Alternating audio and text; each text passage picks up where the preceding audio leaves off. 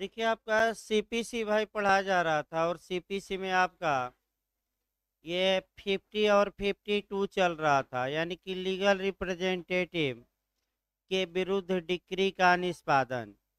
उसमें आपका जो प्री में आता है कि भाई बताया भी गया था कल आपका कि जो विधिक प्रतिनिधि होगा मृतक का, वह मृतक के ऋणों के लिए कहाँ तक उत्तरदायी होगा, कहाँ तक जिम्मेदार होगा। तो जिस सीमा तक वह मृतक के ऋणों को पाया है और उचित या प्रॉपर तरीके से उसको खर्चा न किया हो। इसके बाद आइए आगे देखा जाए, बीच में जो एक सेक्शन बना है वह भी मेंस में भी पूछा जाता है, प्री में भी। आपका 51 देखा जाए, 51 से जो क्वेश्चन आपका बनता है फिर बता दिया जाए, आपका प्री में भी बनता है और आपका मेंस में भी। देखिए 51 कहती क्या है आपका, सीपीसी की धारा 51 बताती है निष्पादन प्रक्रिया, यानी कि एग्जीक्यूशन का प्रोसीजर क्या होगा।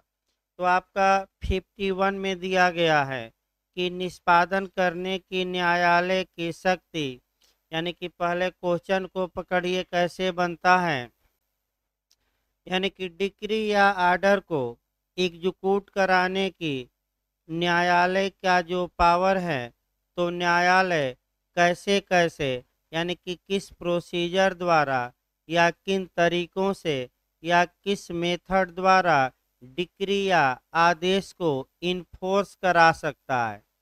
यानी कि सेक्शन 51 वह प्रक्रिया बताती है, वह मेथड या मूड या ढंग बताता है, वह तरीका बताता है जिन तरीकों का उपयोग करके डिक्री या आदेश को लागू कराया जा सकता है। तो भाई कुछ तरीके आप भी जानते हैं। पहला तरीका यह है कि गिरफ्तार करके जेल भेजा जाए। दूसरा तरीका है कि उसकी संपत्ति को अटैच किया जाए फिर बेचा जाए, या बिना बेचे ही अटैच किया जाए, माने बिना अटैच किए ही सेल किया जाए।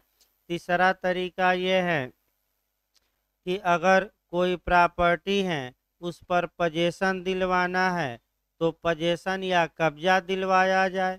फिर तरीका यह है कि अगर कोई संपत्ति दिलवानी है तो उस संपत्ति को दिलवाया जाए इत्यादि। ये जो तरीके हैं आपका ये सब तरीके आपका 51 में दिए गए हैं। और जो 51 सेक्शन रहेगा इसी को थोड़ा विस्तृत किया गया है। और आगे गिरफ्तार कैसे किया जाएगा, तो कैसे उसकी संपत्ति कुर्क की या अटैच की जाएगी इत्यादि बातें हमें देखनी है। तो एक क्रम पहले एक उदाहरण फिर एक हम बनाते हैं और तब आपका 51 का एक एक शब्दों पर चलते हैं। दो तीन उदाहरण इस बार बनाया जाए क्योंकि दो तीन उदाहरण इस बार काम करेगा। इस मकान को लेकर ए और बी में डिस्प्यूट या विवाद होता है और ए बी से माने इस मकान का पजेशन मांगता है। यानी कि कोर्ट में ए ये कहता है कि इस मकान पर पजेशन या कब्जे का हकदार मैं हूँ। बी अवैध रूप से इस पर पजेशन जमाया है, अतः बी से हमें क्या दिलवाया जाए, कब्जा। ये आपका दूसरा आपका उदाहरण ये हो सकता है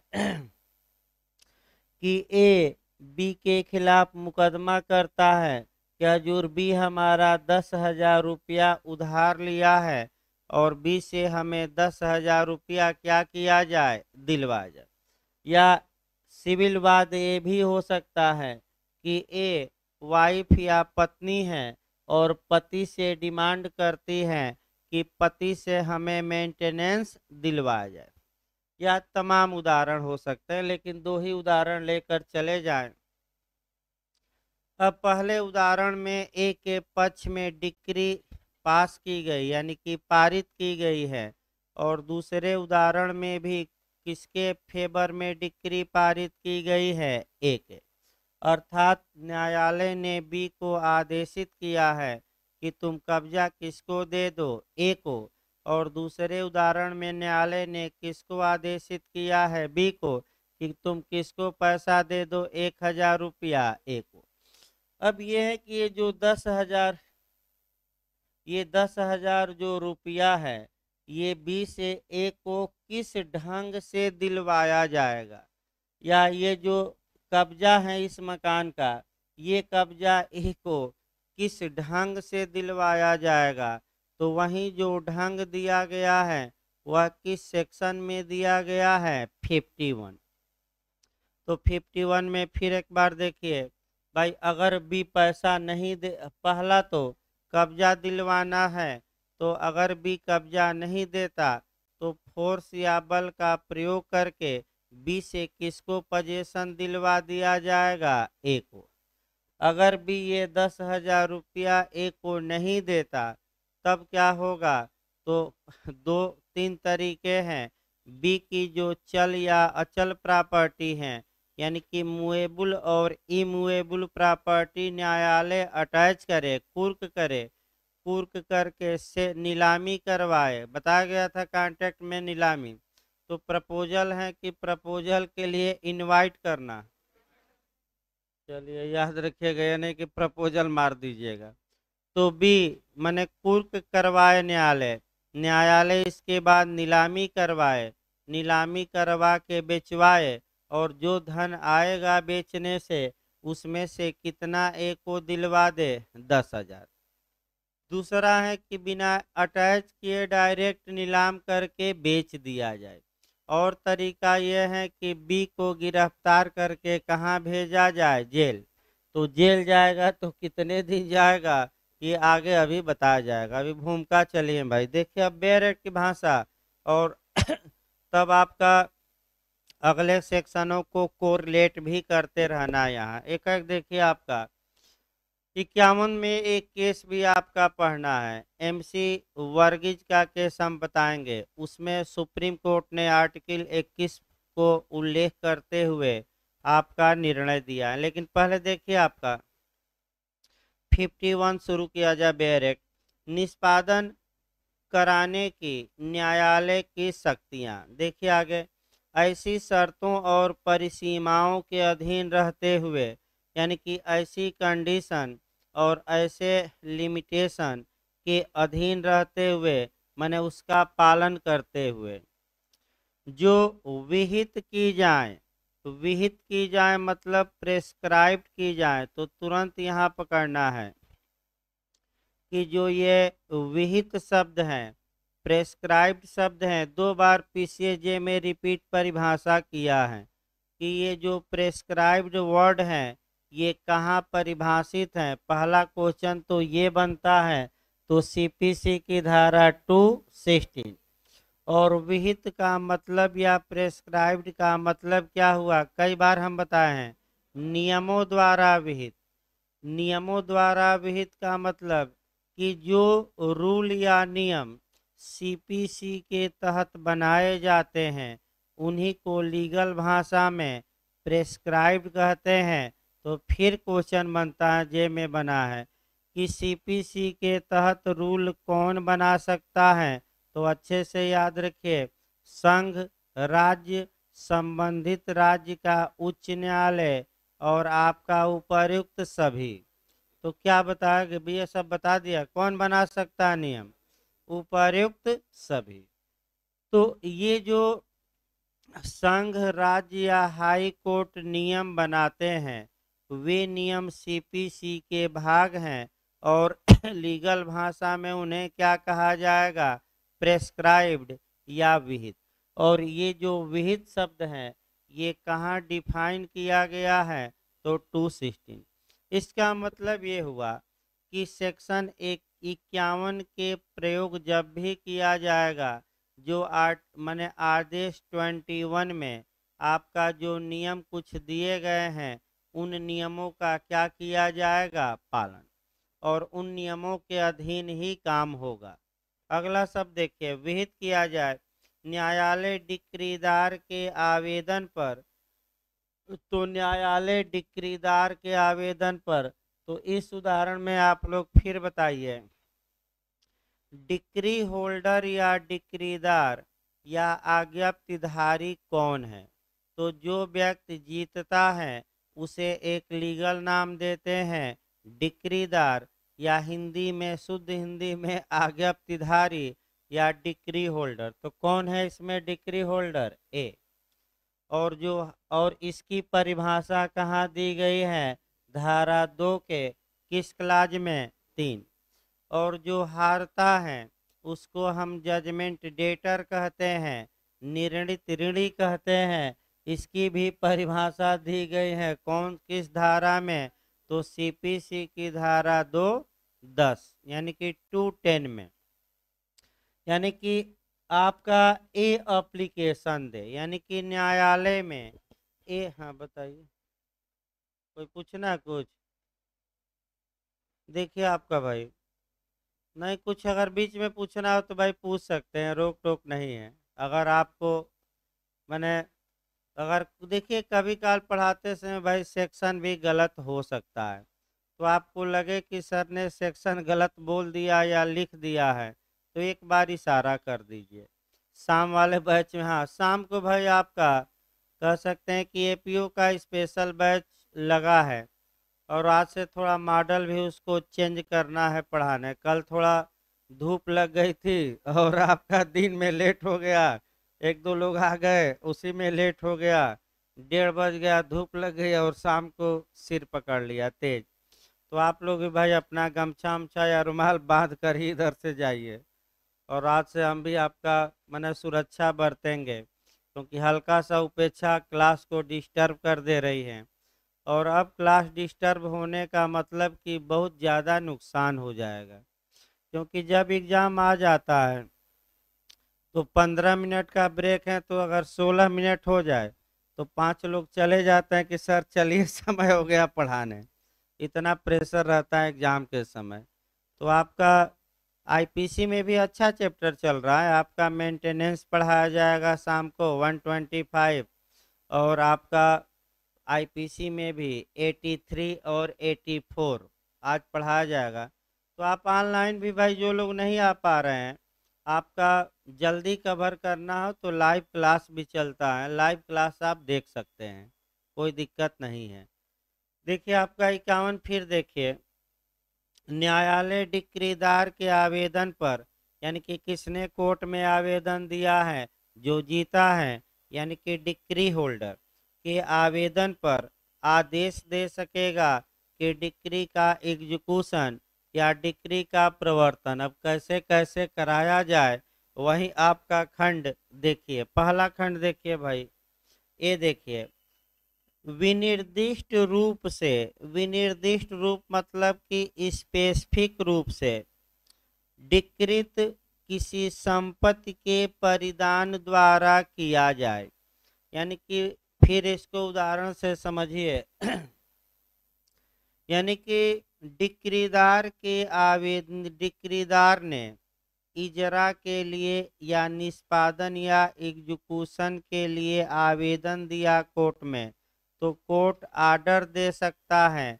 तो पहला क्या तरीका है कि जो स्पेसिफिक प्रॉपर्टी है उसको डिलीवर किया जाए, परिधान किया जाए, दिया जाए और डिक्री को लागू कराया जाए। तो 2-3 उदाहरण देखिए। आपका मान लीजिए कि ए का यह मकान था, बी ने इस मकान पर कब्जा कर लिया, तो बी से कहा जाएगा कि बी से यह जो मकान का कब्जा है ये विनिर्दिष्ट, विनिर्दिष्ट पहले समझिए भाई, पहले देख लीजिए तब स्पेसिफिक हम बताते हैं। इस मकान का कब्जा किसको दिलवाया जाए? ए को। दूसरा आपका मान लीजिए गिरवी था और आपका गहना गिरवी रखा गया था और गिरवी का पैसा दे दिया गया, प्लीज का पैसा दे दिया गया, और फिर भी दूसरा व्यक्ति गहना या सोना वापस नहीं कर रहा है, तो न्यायालय आदेश दे सकता है कि इस गहने को बी किसको वापस करे? ए को। यानी कि कब्जा वापस करे, गहना वापस करे, घड़ी वापस करे, बस वापस करे। यानी कि जो स्पेसिफिक आपका प्रॉपर्टी है उसको क्या किया जाए? डिलीवर किया जाए, यानी कि एक पक्षकार दूसरे को क्या कर दे, वापस कर दे, यानी किसी शुद्ध भाषा में परिधान कर दे, डिलीवर कर दे, आसान भाषा में दे दे, आसान भाषा में कि दे दे। अब आपका जो शब्द पकड़ना है स्पेसिफिक रूप से, यानी कि विनिर्दिष्ट रूप से, ये जो शब्द आएगा ये आपका कई जगह कवर करेगा, और जहाँ जहाँ स्पेसिफिक का मतलब क्या हुआ ये भी सतर्क रहना है। स्पेसिफिक या विशिष्ट या विनिर्दिष्ट का मतलब ये हुआ कि संपत्ति ऐसी है जिसकी आसानी से पहचान हो सके, यानी कि उस संपत्ति का नंबर क्या है, उस संपत्ति की नाप क्या है, उस संपत्ति के आसपास किसकी संपत्ति है, इसकी आसानी से क्या हो सके, पहचान। तो अगर आसानी यानी कि विनिर्दिष्ट संपत्ति का मतलब ये हुआ कि उस संपत्ति को आसानी से हम पहचान सकें कि यही संपत्ति है। तो ऐसे दशा में चार एंगल से आपको पढ़ना पड़ेगा। एक तो हम एक दिन बताए थे, ये सारे में जाना पड़ेगा, और बिहार हमेशा पूछा जाता है। अगर जैसे ही स्पेसिफिक शब्द लगाए और पूछे कि विनिर्दिष्ट संपत्ति के कब्जे की पुनः प्राप्ति के लिए मुकदमा की धारा में 5 अचल संपत्ति, और विनिर्दिष्ट शब्द न लगाए, केवल इमूवेबल प्रॉपर्टी दे दे, तो कौन सी धारा, 6।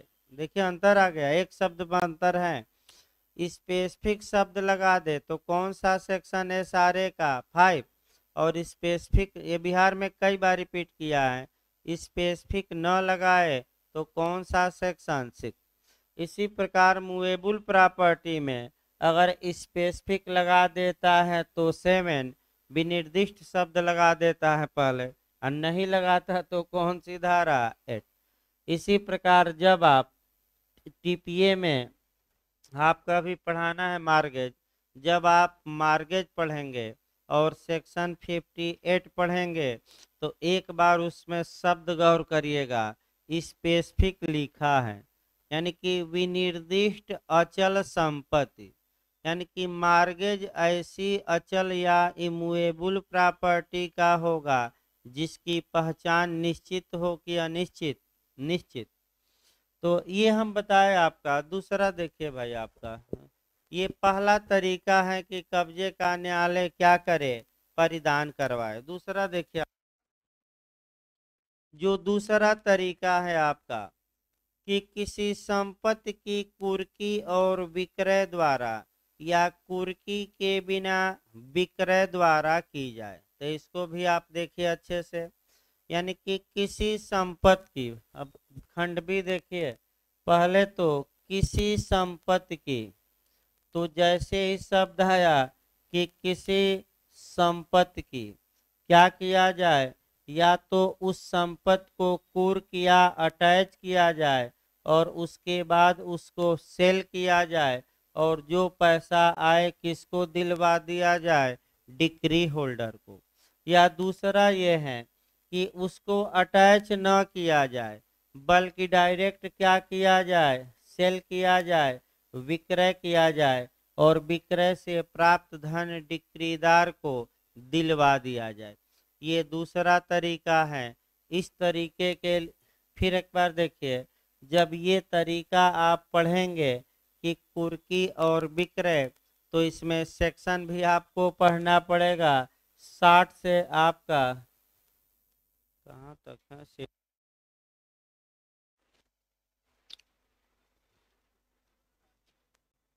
एक बार देखिए तो कहाँ तक है,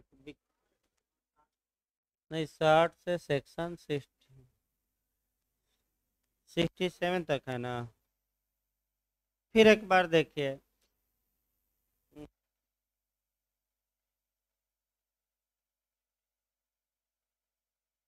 तो देखा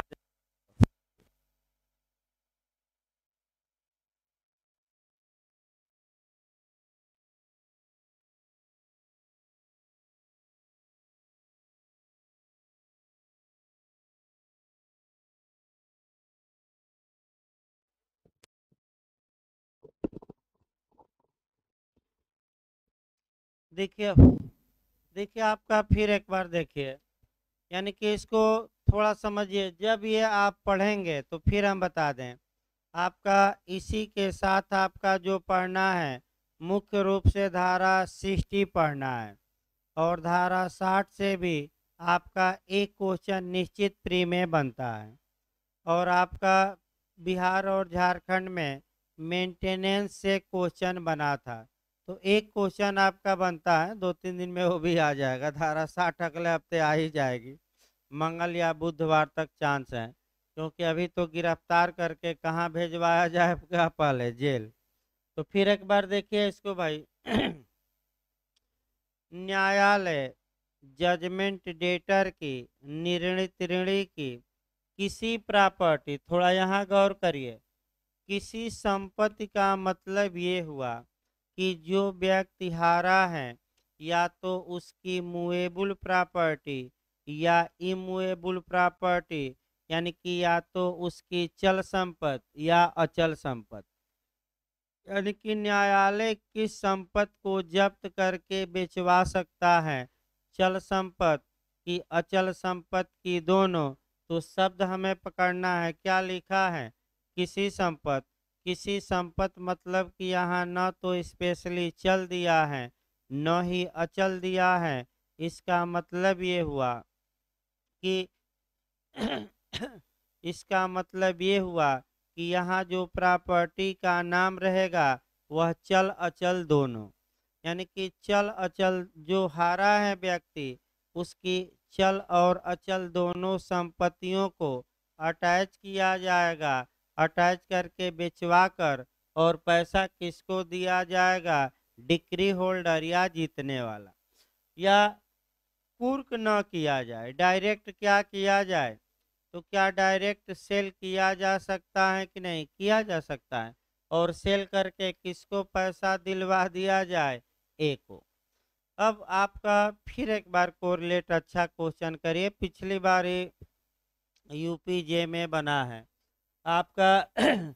जो ये किसी प्रॉपर्टी शब्द लिखा गया है, इसी पर आपका जो पढ़ा जाता है सीआरपीसी का सेक्शन 2D। और पिछली बार अच्छा क्वेश्चन आपका बना भी था यूपी जे में, कि जो कंप्लेंट या इस्तिगासा या न्यायालय में परिवाद किया जाता है, वह किस अपराध के बारे में किया जाता है, कांग्निजेबल की नॉन कांग्निजेबल, यानी कि संज्ञेय की असंज्ञेय की दोनों। तो शब्द वहां लिखा है किसी अपराध, तो किसी ऑफेंस, तो तुरंत सतर्क रहना है। जब शब्द लिखा है किसी अपराध, तो अपराध में तो दोनों शामिल हैं, आपका संज्ञेय अपराध भी और असंज्ञेय। तो परिवाद किस अपराध में किया जाता है, संज्ञेय की असंज्ञेय की दोनों।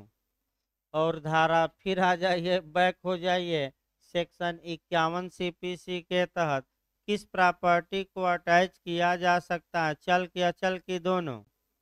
अब इसी के साथ एक और जोड़कर पढ़ना है, और इसके साथ जो आपको जोड़कर पढ़ना है वह धारा मुख्य रूप से 60 पढ़ना है।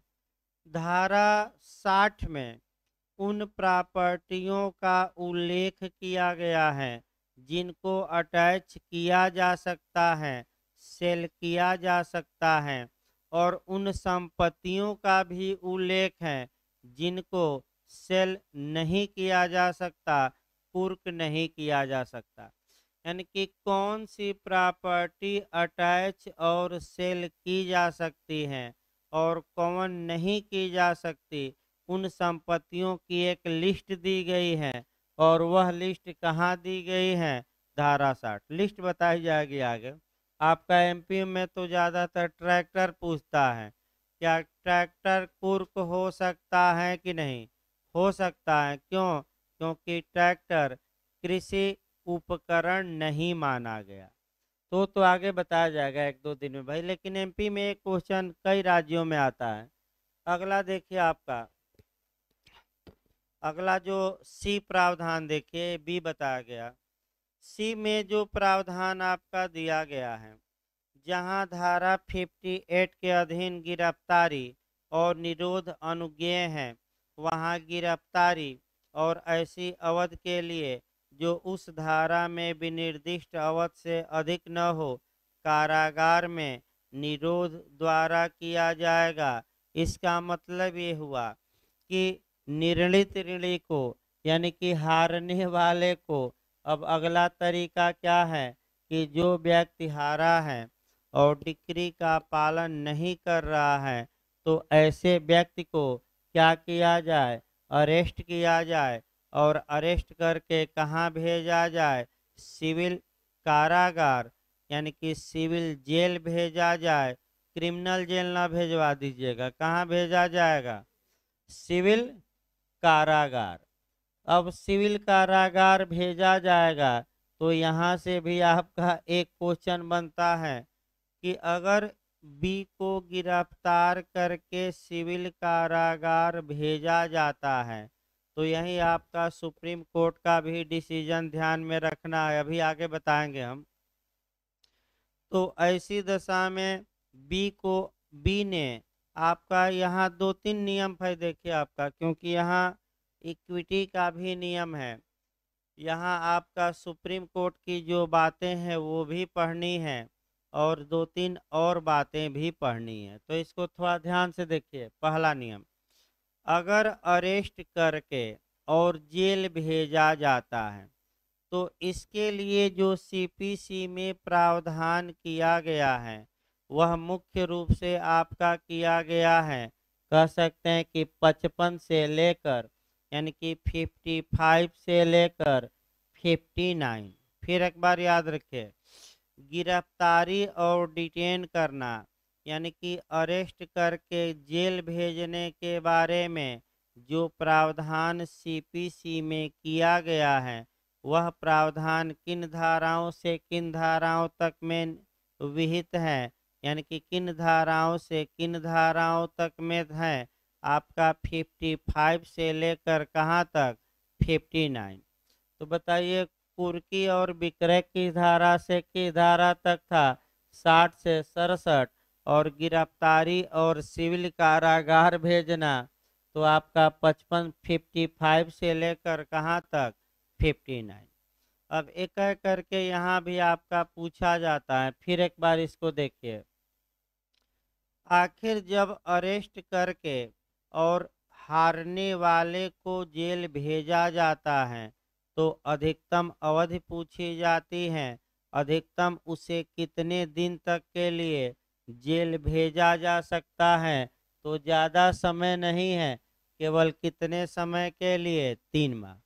अब फिर एक बार याद रखिए क्वेश्चन, जजमेंट डेटर या निर्णित ऋणी को डिक्री के निष्पादन में अधिकतम कितने दिन तक निरोधित किया जा सकता है, डिटेन किया जा सकता है, जेल में रखा जा सकता है। तो वह अधिकतम टाइम कितना है, 3 माह, इससे अधिक नहीं। फिर आपका देखिए अब अगला नियम यहाँ देखिए, आपका साम्य का नियम पहले देखिए। साम्य चूंकि पढ़ाया गया है तो इक्विटी का भी नियम जानना है। आपका ये बताया गया था, मैक्सिम भी पूछा जाता है कि साम्य परसोनम होती है, यानी कि व्यक्तिबंधी। व्यक्तिबंधी का मतलब ये हुआ कि जो साम्य की क्रिया होती है वह आपका व्यक्ति पर प्रभाव डालती है, न कि व्यक्ति की संपत्ति पर।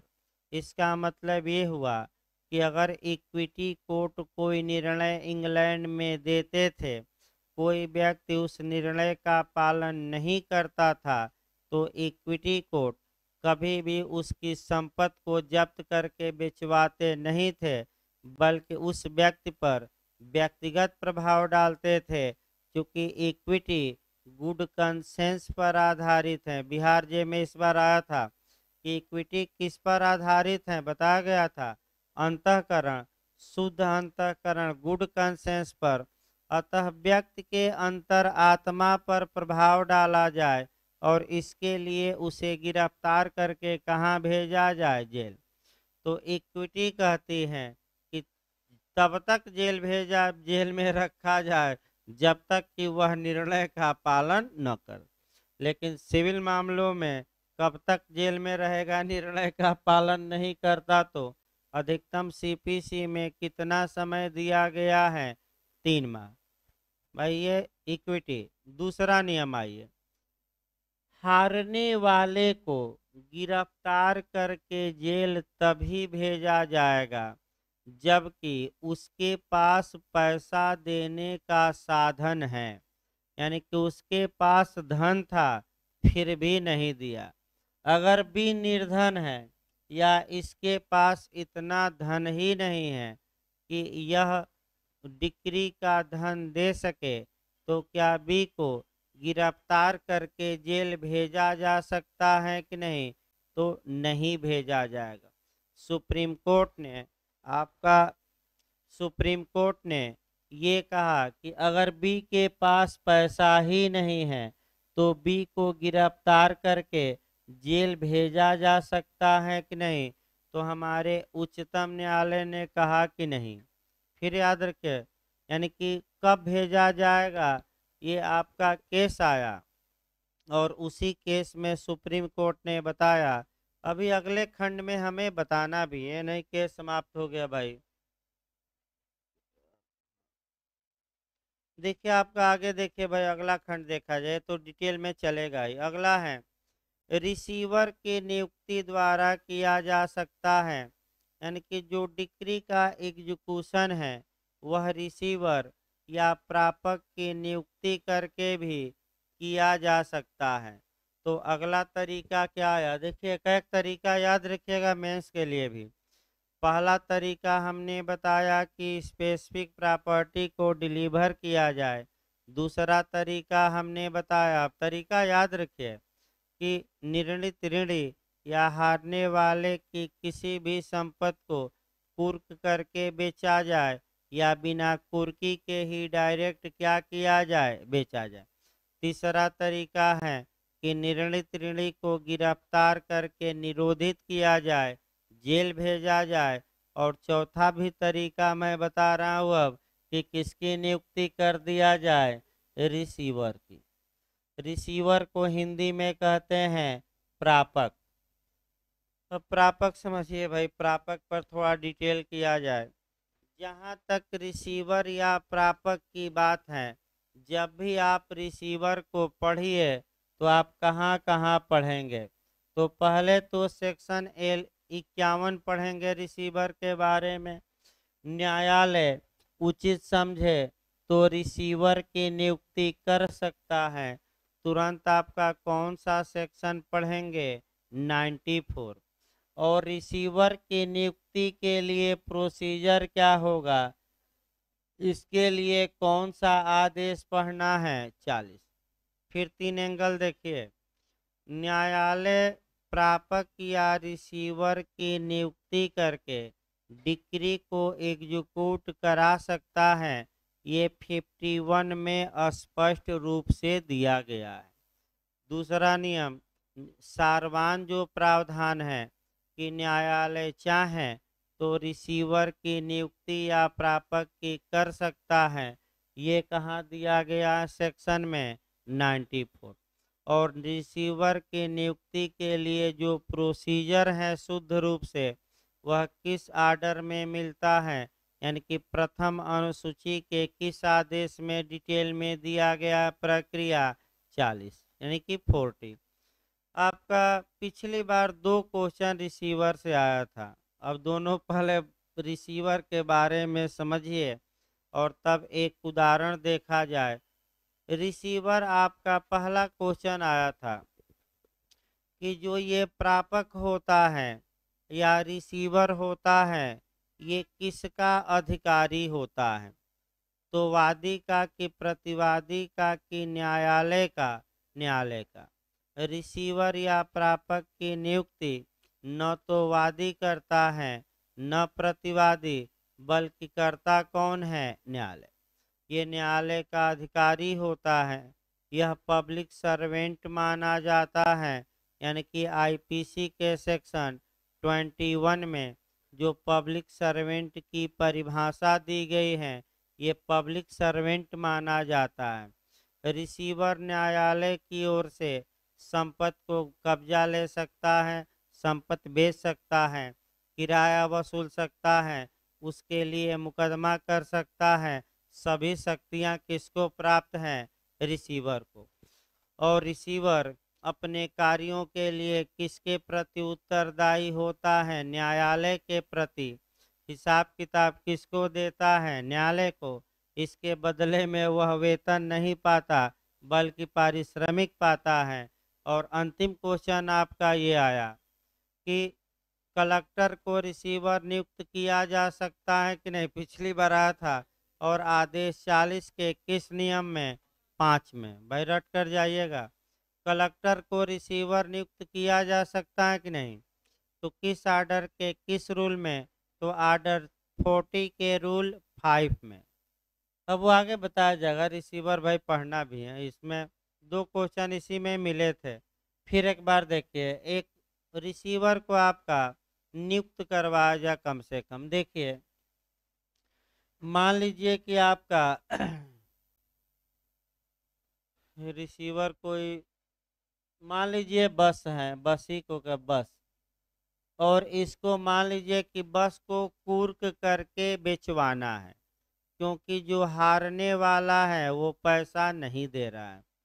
तो न्यायालय अगर उचित समझे तो एक आपका व्यक्ति नियुक्त कर सकता है जो न्यायालय की ओर से इस बस को जब्त करेगा, इस बस को बेचवाएगा और जो जीता है उसको पैसा दिलवाएगा। और उस व्यक्ति को हम क्या कहेंगे जिसे इसके लिए नियुक्त किया गया है? प्रापक।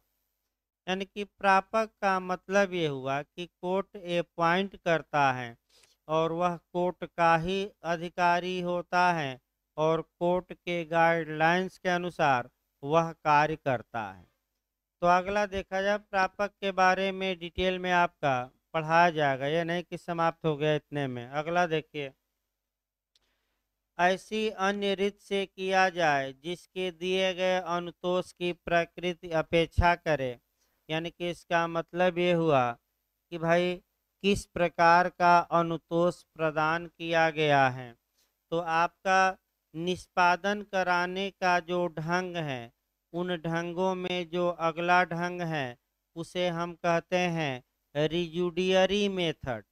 रिजुडियरी कल भी बताया गया। रिजुडियरी का मतलब ये हुआ कि कोई अन्य प्रकार या कोई अन्य। तो फिर एक बार रिजुडियरी समझिए भाई। रिजुडियरी या अवशिष्ट या अवशेषी का मतलब होता है कि कहीं कोई उपाय न हो तो उस उपाय को अपनाया जाता है।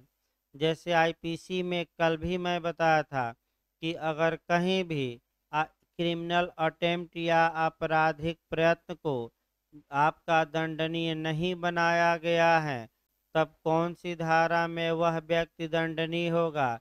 511। आपका संविधान में भी लिखवाया गया था कि अगर कहीं कोई अपील का प्रावधान न हो तो कौन से आर्टिकल के तहत इस इजाज़त लेकर अपील कर सकते हैं? 136। एविडेंस भी हमने बताया था कि कौन सी धारा लार्स पैराडाइज, वकीलों का स्वर्ग कही जाती है, या रेलेवेंसी के बारे में रिजुडियरी प्रावधान करती हैं। यानी कि एक म्यान में 2 तलवार नहीं रह सकती। ये कौन सी धारा है? 11।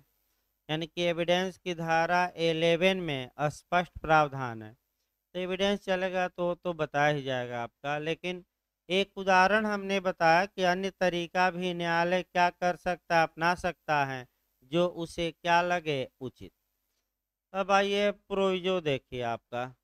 परंतु जहां डिक्री धन के संदाय के लिए है वहां कारागार में यानी कि जेल में निरोध द्वारा निष्पादन के लिए आवेदन तब तक नहीं दिया जाएगा जब तक कि निर्णित ऋणी को इसके लिए हेतुक दर्शित करने का अवसर देने के पश्चात कि उसे जेल में क्यों न भेजा जाए न्यायालय का अभिलिखित कारणों से यह समाधान नहीं हो जाता है। यही आपका भी केस बताएंगे। पहले देखिए इसको भाई, नियम देखिए। डिक्री धन के संदाय के लिए है, मनी के, तो धन का संदाय के लिए पहले डिक्री पारित कराइए। ए ने बी के खिलाफ सूट फाइल किया था कि हजूर बी हमारा 10,000 रुपया लिया है, दिलवाइए। न्यायालय ने ए के फेवर में डिक्री पारित की, और किसके अगेंस्ट में डिक्री पारित की? बी के। और बी को आदेशित किया कि वह ए को कितना धन दे? 10,000। तो ये जो डिक्री है वह किसके लिए दी गई है? धन के, यानी कि डिक्री कैसी है? संपत्ति दिलवानी है कि धन? धन। तो जब धन की डिक्री हो तो तमाम और भी चीज़ें बताई जाएंगी स्त्रियों के बारे में, कैसे क्या होगा आपका, तमाम अगली धाराओं में बातें आएंगी। और स्त्रियों पर भी आपका जे में पिछली बार पूछा गया था, तो आज तो नहीं आ पाएगा क्योंकि यही आपका टेक्निकल है थोड़ा, फिर 55 टेक्निकल हैं, ये सब धाराएं थोड़ा टेक्निकल हैं, तो इसी में समय लग जाएगा। देखिए आपका, अगर डिक्री धन के संदाय के लिए है तो तरीका ये है कि भाई आपका ऐसे हारने वाले की संपत्ति कुर्क किया जाए, बेचा जाए और पैसा दिलवाया जाए। अगला तरीका ये है कि जो हारा है पैसा नहीं दे रहा है तो उसे गिरफ्तार करके कहाँ भेजा जाए? जेल। लेकिन जेल भेजवाने से पहले तमाम तामझाम है। देखिए क्या तामझाम है। जेल किसी को डिक्री के निष्पादन में कारागार या जेल तब तक नहीं भेजा जाएगा जब तक कि शोकाज नोटिस न जारी कर दिया गया हो, अर्थात जब तक कि कारण बताओ नोटिस न जारी किया हो गया हो। यानी कि अगर बी पैसा नहीं देता, ए चाहता है कि बी को हम कहाँ भेजवा दें? जेल। तो न्यायालय बी को शोकाज नोटिस जारी करेगा। शोकाज नोटिस का मतलब कि हे बी, तुम आकर कोर्ट में कारण बताओ कि क्यों न तुम्हें जेल भेजा जाए। तो बी तर्क अपना दे सकता है। क्या क्या तर्क दे सकता है? कि हजूर हमें जेल न भेजा जाए, क्योंकि अगर मेरे पास पैसा रहता तो मैं पैसा क्या करता? चुका देता। मैं तो आपका, मेरे पास पैसा ही नहीं है तो मैं कहाँ से चुकाऊं?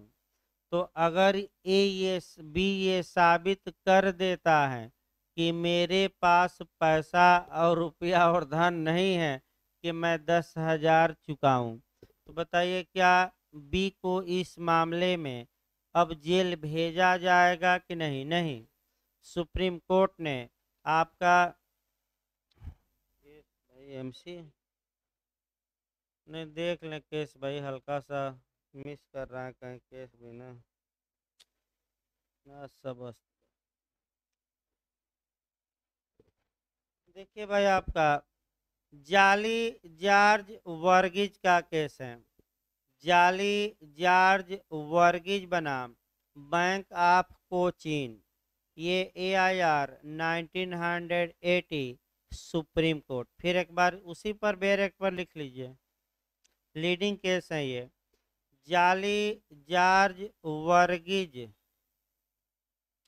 बेर एक पर ही लिख लेना चाहिए परंतु में, जाली जॉर्ज वर्गीज बनाम बैंक ऑफ कोचीन,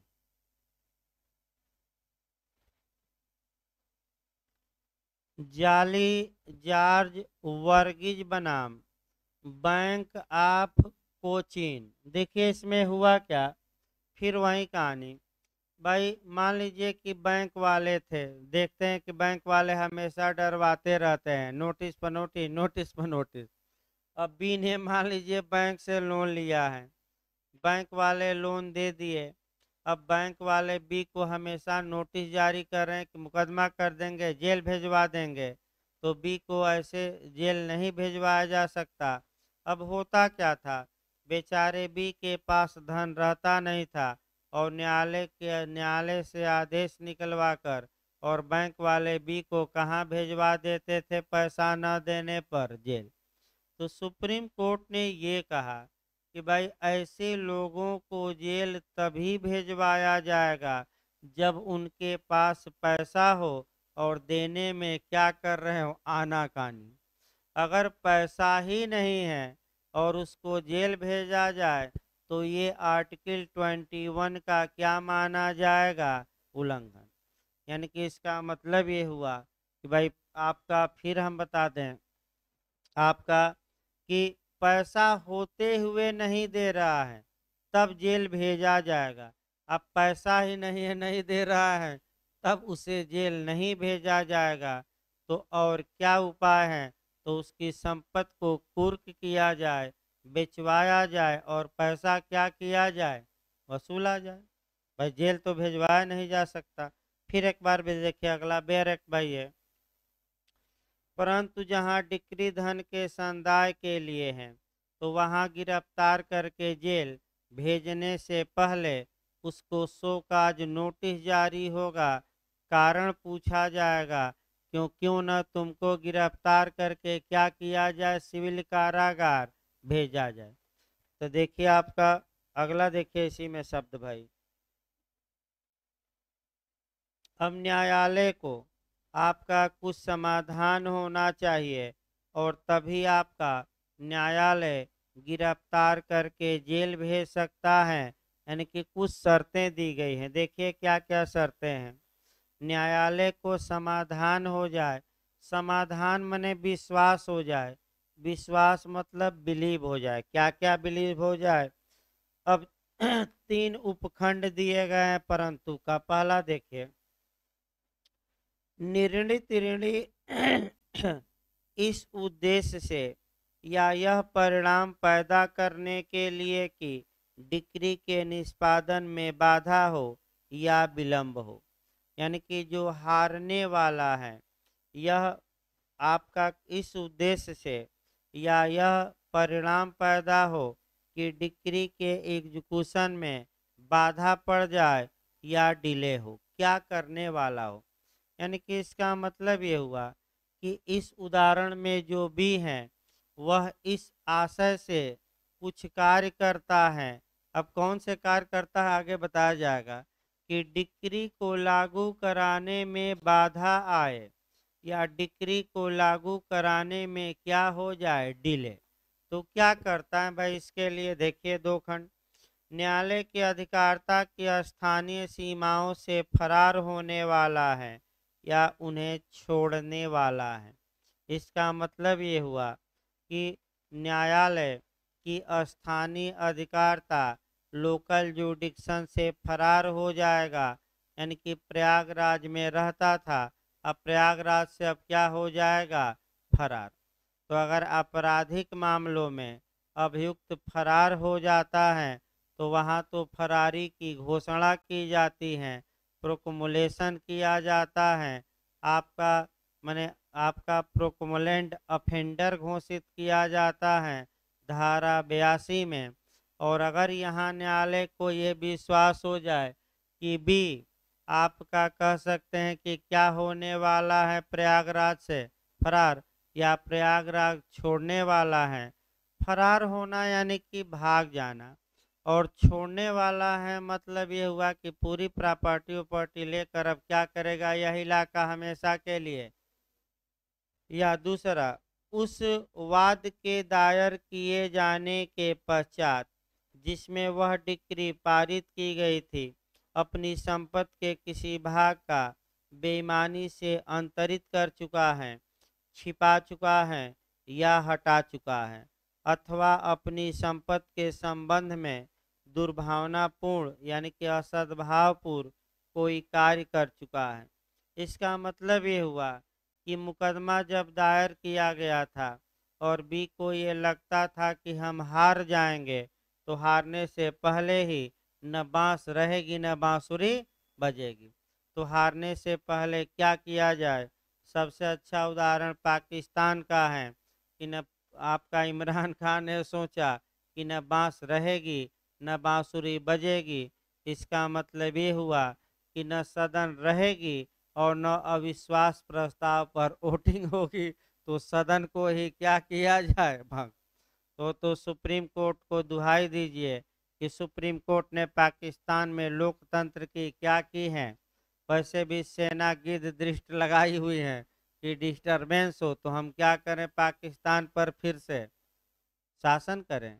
लेकिन आपका लोकतंत्र भाई है, आपका विश्व में ज़्यादातर देशों में तो लोकतंत्र में जनता सावरेन होती है और जनता को हक ये होता है कि कौन हम पर शासन करे।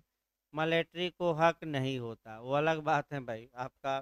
फिर एक बार देखिए, यानी कि मुकदमा दायर किया गया था और मुकदमा दायर करने के बाद बी ने क्या क्या कार्य किया है। तो बी ने क्या क्या कार्य किया है, अपने किसी संपत्ति के भाग को बेईमानी, बेईमानी का मतलब डिसऑनेस्टली पूर्वक ट्रांसफर कर दिया है, अंतरित कर दिया है। तो एक बेईमानी का उदाहरण देखिए, डिसऑनेस्टली का। देखिए इसको समझा भाई, क्योंकि कठिन है थोड़ा, ये प्रावधान जो है थोड़ा कठिन जरूर है। एक एक शब्द एक ही धारा में आज पूरा समय लग गया। देखिए, ए ने बी के खिलाफ मुकदमा किया, तो बी क्या काम किया है। पहला नियम यह है कि बी फरार होने वाला है या उस इलाके को छोड़ने वाला है, तो न्यायालय गिरफ्तार करके कहाँ भेज देगा, जेल। दूसरा ये है कि बी, जब ए ने बी के खिलाफ मुकदमा किया तो मुकदमा के बाद, अभी डिक्री पारित नहीं की गई थी, अभी मुकदमा क्या था, पेंडिंग। मुकदमा हो जाने के बाद बी ने क्या किया, डिसऑनेस्टली यानी कि बेईमानी से अपनी जो संपत्ति थी उसको क्या कर दिया है, अंतरित। अंतरित का मतलब ये हुआ कि या तो सेल कर दिया या हिबा या गिफ्ट कर दिया या आपका एक्सचेंज कर दिया, बंधक रख दिया, पट्टा दे दिया, ये सब अंतरण में आएंगे। यानी कि ए ने बी ने क्या किया है, बेईमानी से। अब यहाँ एक शब्द ये है कि बेईमानी से ट्रांसफर किया है, तो बेईमानी का मतलब क्या हुआ, तो यहाँ डिसऑनेस्टली का मतलब ये हुआ कि जो हमारे खिलाफ डिक्री पारित होगी, न हमारे पास संपत्ति या प्रॉपर्टी रहेगी और न मुझसे कुछ वसूला जाएगा। इसलिए चलो मुकदमा के दौरान ही जो भी मेरे पास है सब बेच उच कर क्या किया जाए, हटा दिया जाए। हमारे पास पैसा ही नहीं बचेगा तो कहाँ से कोई हमारी संपत्ति कुर्क करके और वसूल करेगा। तो बेईमानी शब्द को आप जब भी पढ़िएगा तो कोरिलेट जरूर किए रहिएगा आईपीसी के किस सेक्शन से, 24। अब आईपीसी में एक क्वेश्चन आपका पिछली बार भी जे में आया, एमपी में भी आया है भाई ये क्वेश्चन आपका, और केस आपका मेंस में भी पूछा जा रहा है। बे डिसऑनेस्टली शब्द को एक बार फिर हम बता रहे हैं। डिसऑनेस्टली या बेईमानी शब्द को आईपीसी के सेक्शन 24 में डिफाइन किया गया है। बेईमानी का मतलब रॉन्गफुल गेन, यानी कि गलत तरीके से लाभ या सदोष लाभ, या बीच में या लगा है, सदोष हानि यानी कि रॉन्गफुल लॉस।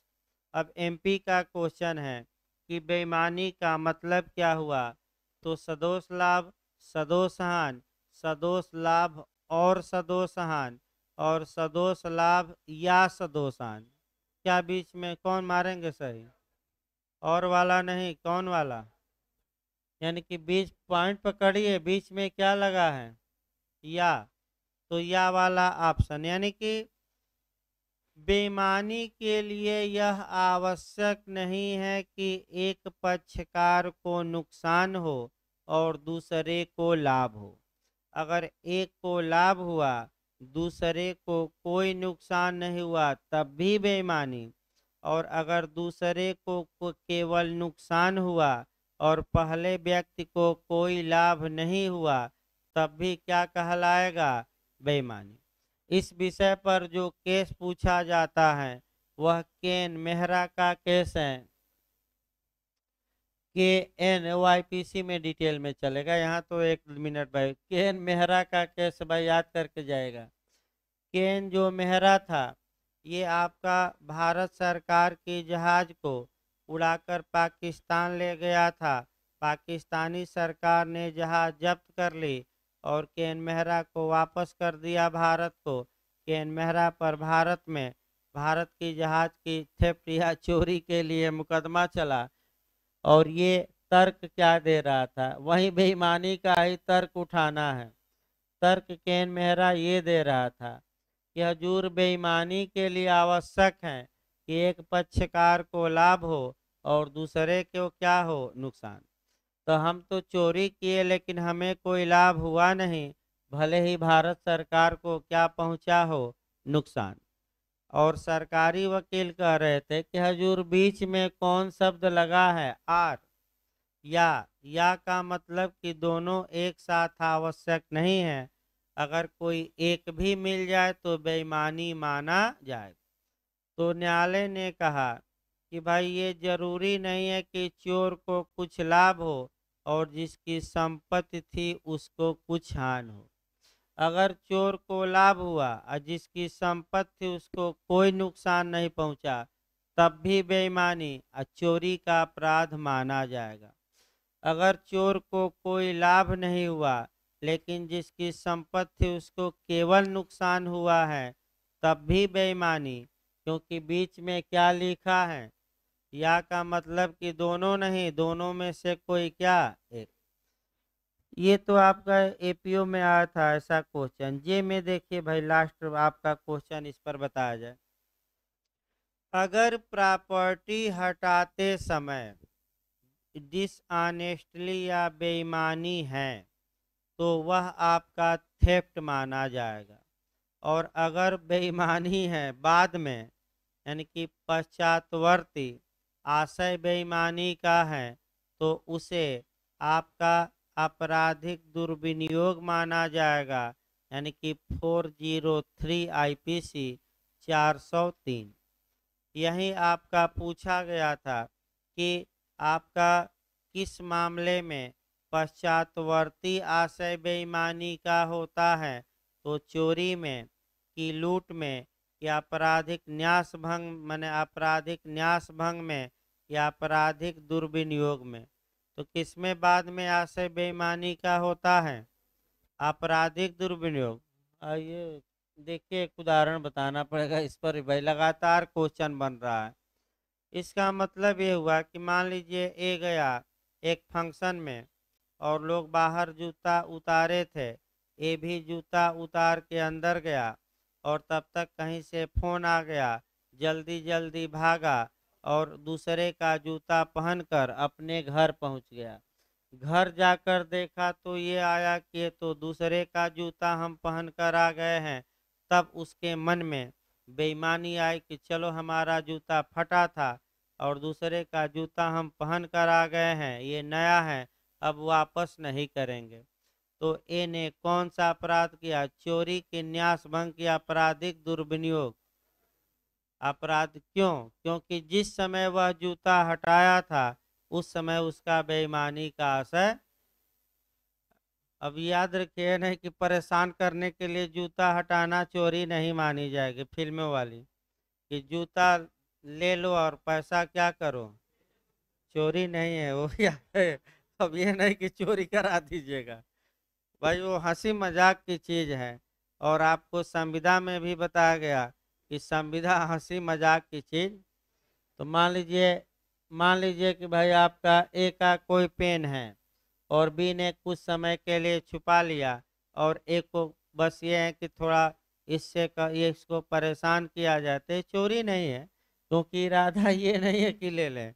इरादा, आपका इरादा भी ध्यान में रखना कि इरादा ये है कि हम लौटाएंगे, लेकिन थोड़ा क्या हो जाइए, 5 मिनट खोज ले, थोड़ा रेस्ट ले लीजिए। तो भाई कॉन्स्टिट्यूशन आपका थोड़ा लिखवाना है, उसके बाद लेक्चर चलेगा।